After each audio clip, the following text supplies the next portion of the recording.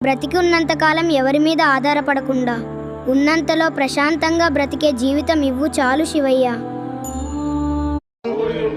అనుగ్రహింపుము పరమదయానిధి.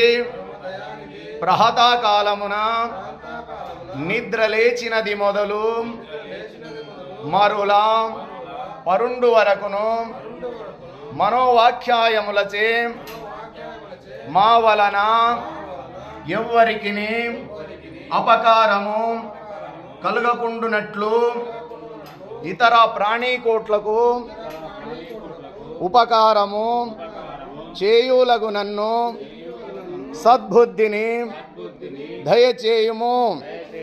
సచ్చిదానందమూర్తి నిర్మలాత్మ మా అంతఃకరణమునందు ఎన్నడును ఏ విధమైనను దుష్ట సంకల్పము గాని విషయ వాసన గాని అజ్ఞాన వృత్తి గాని